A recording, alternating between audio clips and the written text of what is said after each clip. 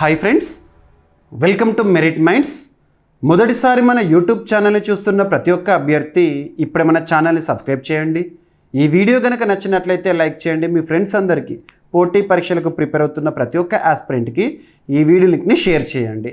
ఇక ఈ వీడియోలో ఒక ఇంపార్టెంట్ టాపిక్ని డిస్కస్ చేద్దాము. ప్రస్తుతం ప్రపంచంలో చాలా దేశాల్లో కూడా కొన్ని సంక్షోభ పరిస్థితులు చూస్తున్నాము. దేశాల్లో చూస్తున్నాం. ఉదాహరణకు తీసుకుంటే సూడాన్లో అంతర్యుద్ధమని, మయన్మార్లో అంతర్గత సంక్షోభ పరిస్థితులని, మరియు ఇటీవల కాలంలో దేశాలకు మధ్య చోటు చేసుకున్న యుద్ధ పరిస్థితులను చూస్తున్నాము. రష్యా యుక్రెయిన్ యుద్ధ పరిస్థితులు లేదా సంక్షోభ పరిస్థితులు, ఇటీవల భారత్ పాకిస్తాన్ మధ్య ఉద్రిక్త పరిస్థితులు, ఇలాంటివి చూస్తున్నాము. దీనిపైన ఇటీవల ఒక అంతర్జాతీయ సంస్థ ఒక నివేదికను విడుదల చేసింది. ప్రస్తుతం ప్రపంచవ్యాప్తంగా ఇటువంటి సంక్షోభ పరిస్థితుల్లో ప్రపంచ జనాభాలో సగానికి పైగా జనాభా ఇంపాక్ట్ అవుతున్నారని చెప్పేసి. సో ఈ వివరాలన్నింటినీ కూడా ఒక నివేదిక రూపంలో రిలీజ్ చేయడం జరిగింది. ఎవరు రిలీజ్ చేశారు, అసలు ఈ రిపోర్ట్ ఏం చెప్తోంది, ఒక్కొక్కటిగా మనము డిస్కస్ చేద్దాము. ప్రపంచంలో యుద్ధాలు, ఘర్షణల తీవ్రత ఎలా ఉంది? ప్రపంచంలో యుద్ధాలు, ఘర్షణలు తీవ్రంగా ఉన్నాయంట. ప్రపంచం మొత్తంలో కూడా దాదాపు సగం కంటే ఎక్కువ జనాభా ఏదో ఒక సమస్యను ఫేస్ చేస్తున్నారు. ముఖ్యంగా ఇటీవల కాలంలో మీరు చూడండి, ప్రపంచ దేశాల మధ్య ఘర్షణలు, రష్యా యుక్రెయిన్ సంక్షోభ పరిస్థితులను మనం చూస్తున్నాం. 2022 ఫిబ్రవరి మంత్ నుండి చూస్తున్నాం. రష్యా యుక్రెయిన్ మధ్య వారని చెప్పొచ్చు సంక్షోభ పరిస్థితులు. ఎట్ ద సేమ్ టైం ప్రస్తుతం మనం చూస్తే సూడాన్లో అంతర్యుద్ధమే కానివ్వండి, మయన్మార్లో అంతర్గత పరిస్థితులే కానివ్వండి, భారత్ పాకిస్తాన్ యుద్ధ పరిస్థితులే కానివ్వండి, ఇజ్రాయెల్ పాలస్తీనా మధ్య ఘర్షణ వాతావరణమే చూడండి. ఎక్కడ చూసినా కూడా దేశాలకు మధ్య గొడవ, లేదంటే ఏదైనా విపత్తు ప్రభావితమై దేశాల్లో సమస్యలను చూడడం జరుగుతుంది. సో ఇటువంటి అంశం పైన రీసెంట్గా ఒక సంస్థ నివేదికను విడుదల చేసింది. ఆ నివేదిక పేరు ఏంటో చూడాలి. ఏదైనా ఒక నివేదిక గురించి లేదా రిపోర్ట్స్ ఇన్ న్యూస్ గురించి మనం చూస్తున్నప్పుడు ఆ రిపోర్ట్ని ఎవరు రిలీజ్ చేశారు, ఆ రిపోర్ట్లో పేర్కొన్న గణాంకాలు ఏంటి, వీటిపైన ఎగ్జామినేషన్ పాయింట్ ఆఫ్ వ్యూలో క్వశ్చన్స్ రావచ్చు.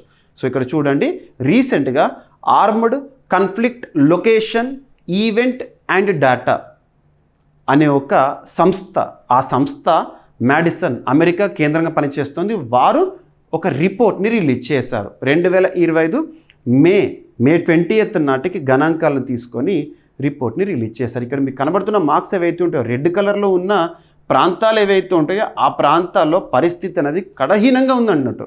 కడహీనంగా అంటే కనీసం ప్రజలు కూడా ఏదో ఒక సమస్య, బ్రతకడం కూడా ఇబ్బందికర పరిస్థితిలో ఉన్నారు ఆ రెడ్ కలర్లలో.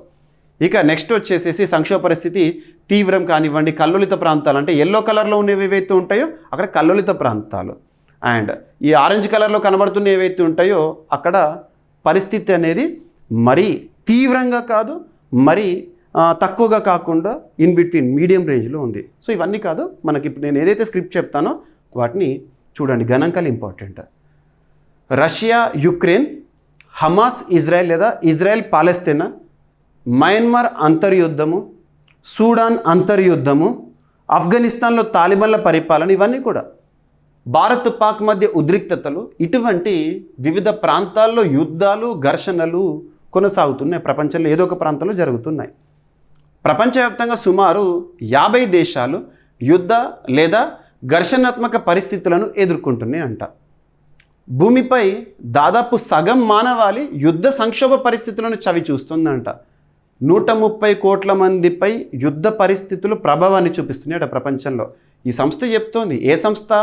Armed conflict location and event data Madison వేదికగా పనిచేస్తున్న సంస్థ ఏదైతే ఉంటుందో వారు రీసెంట్గా ప్రపంచంలోని ప్రతి ప్రాంతాన్ని కూడా అధ్యయనం చేశారు, సర్వే చేసి ఈ పాయింట్స్ చెప్తున్నారు. ఓకేనా?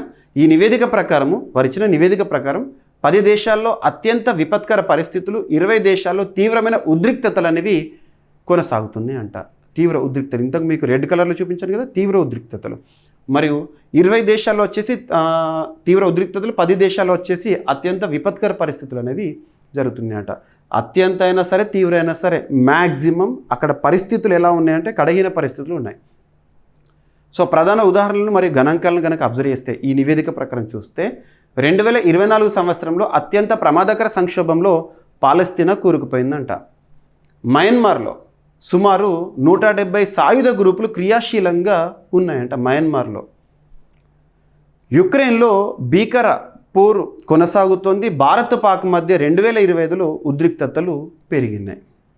అండ్ ఇంకొకటి ఏంటంటే బుర్కినా ఫాసోలో కానివ్వండి, అక్కడ మానవ హక్కుల ఉల్లంఘన, ఊచకోత, సూడాన్లో అంతర్యుద్ధము, ఇవన్నీ కూడా 1960లో 1960 ఆ దశకంలో చూస్తే యుద్ధాలు ఘర్షణలు 15 మాత్రమేనంట 1960స్లో. ఇక 1991కి వచ్చేసరికి 53కి చేరిన యుద్ధాలు 2023లో 59కి పెరిగినాయి అంట. మృతుల సంఖ్య వచ్చేసేసి 1960లో 64,000, 1990లో 80,000, 2005లో 12,000కి తగ్గిన 2022లో 2.77 లక్షలకు పెరిగిందంట. ఇక సమకాలీన పరిస్థితిని కనుక మనం అబ్జర్వ్ చేస్తే ప్రస్తుతం ప్రపంచవ్యాప్తంగా హింస రికార్డు స్థాయికి చేరుకుంది. ప్రపంచ జనాభాలో సగభాగం ప్రజలు ఈ యుద్ధ ఘర్షణ ప్రభావాన్ని ఎదుర్కొంటున్నారు. సగం ప్రజలు ప్రపంచంలో ఇంపాక్ట్ అవుతున్నారు ఈ పరిస్థితుల వల్ల. రష్యా యుక్రెయిన్ యుద్ధం, గాజాలో ఇజ్రాయెల్ ఆపరేషన్లు, మయన్మార్లో సాయుధ సంఘర్షణలు, భారత్ పాక్ మధ్య ఉద్రిక్తతలు, ఇవన్నీ పరిస్థితులను మరింత తీవ్రమయ్యేలా చేస్తుంది అంట.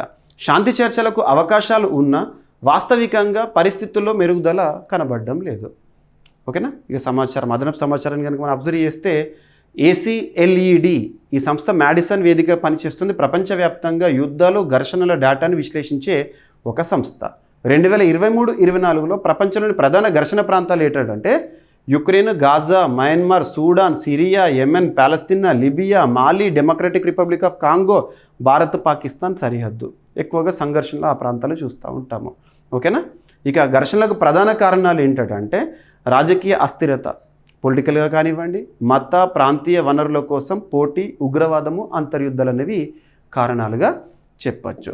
సో ఇక్కడ మనం అబ్జర్వ్ చేస్తే ఏ సంస్థ నివేదికనిచ్చింది, ఆ నివేదికలో పేర్కొన్న గణాంకాలు, ఇటువంటి టాపిక్స్ మనకు ప్రిలిమినరీ పాయింట్ ఆఫ్ వ్యూలో రాకపోయినా కూడా మనం డిస్క్రిప్టివ్ ఆన్సర్ ఇచ్చేటప్పుడు group 1 mains, UPSC civil services mains లేదా జనరల్ ఎస్సే ఇస్తున్నప్పుడు మనకు గణాంకాలు, ప్రస్తుతం ప్రపంచ సంక్షోభ పరిస్థితులు ఏ విధంగా ఉన్నాయి, ఇలాంటి క్వశ్చన్స్ వచ్చినాయి అనుకోండి, ఈ గణాంకాలు, ఈ రిపోర్ట్ పేర్కొంటూ ఇలా చెప్పింది రీసెంట్గా అని చెప్పేసి పెడితే మనకి కాంటెంపరీ చూపిస్తున్నాం కాబట్టి ఎక్కువ మొత్తంలో మార్క్స్ వచ్చే అవకాశాలు ఉంటాయి. ఓకేనా. సో ప్రపంచంలో యుద్ధాలు, ఘర్షణల తీవ్రత.